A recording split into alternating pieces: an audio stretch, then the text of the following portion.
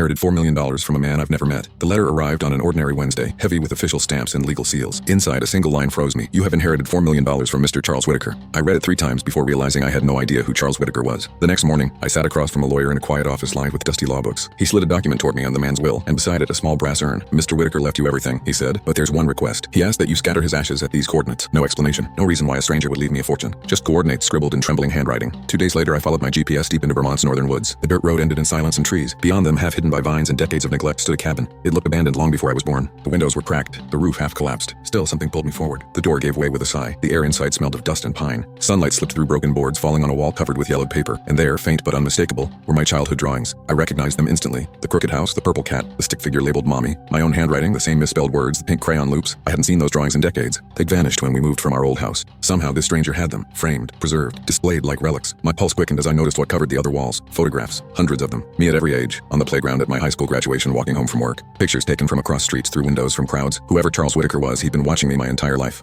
I went straight to the police, clutching a few photos as proof. Within hours, they launched an investigation. The cabin, they said, wasn't abandoned at all. A small generator hummed behind it. There were fresh groceries, a bed still warm, and then came the shock. DNA from a toothbrush in the cabin matched a long-lost soldier, Private Charles Charlie Whitaker, declared dead in Vietnam in 1973, but he hadn't died. He disappeared. When I told my mother, the color drained from her face. That can't be, she whispered. Charlie was my brother. He was killed overseas. We buried him, but the evidence was undeniable. Her brother and my uncle had faked his death 50 years ago and lived alone in those woods, quietly watching the family he left behind. Why? Police found his hidden journals, maps, and financial records. He'd built a secret life trading antiques and rare coins, earning millions. But the final clue came from the lawyer, a sealed envelope marked, "For Lily." The letter inside was handwritten in a neat, deliberate style. Lily, you don't know me, but I've known you your whole life. I watched you grow from the edge of the world I built for myself. I owe you and your mother the truth before I'm gone. In 1973, I didn't die in Vietnam, I ran. I ran because I'd done something unforgivable. He described that night in grim detail. His father, my grandfather, had been a violent man. The beatings, the broken bones, the constant fear. Then one night when he caught my mother sneaking out to escape him, he snapped. He broke her arm. He said he'd kill her before letting her go. I tried to stop him. It happened fast. A bottle, a blow to the head, silence. He was gone. Mother, your grandmother, helped me bury him behind the barn. She told me to disappear before the police arrived. The letter explained how he forged military papers, volunteered for Vietnam, and vanished into the chaos of war. Everyone assumed he'd been killed. His mother kept the secret until her death. I stayed hidden because I thought the truth would destroy your mother, but I couldn't stop watching. I lived quietly, trading and saving, trying to balance the debt of what I'd done. The money is yours now, not for guilt, but for peace. Scatter my ashes where the birch trees meet the water. That's where we buried the past. I read the last line twice. Tell your mother she was worth saving. The police later confirmed everything. A skeleton was found beneath the old farmhouse, the bones broken exactly as described. DNA confirmed it. My grandfather. Mom cried for days. Grief mixed with gratitude. He did it to save me, she whispered. I returned to the Vermont woods with the urn. The air smelled of rain and pine. I followed a trail past the cabin to a small clearing beside a river, sunlight flickering between the birch trees. There, I opened the urn. The ashes swirled into the air, vanishing like smoke through golden light. For the first time, I understood why he lived the way he did. Not as a coward, but as a man exiled by love, protecting the last piece of family he had left. As the wind carried him away, I whispered, "You're free now." Then I turned back toward the car. The weight of a secret half a century old finally lifted.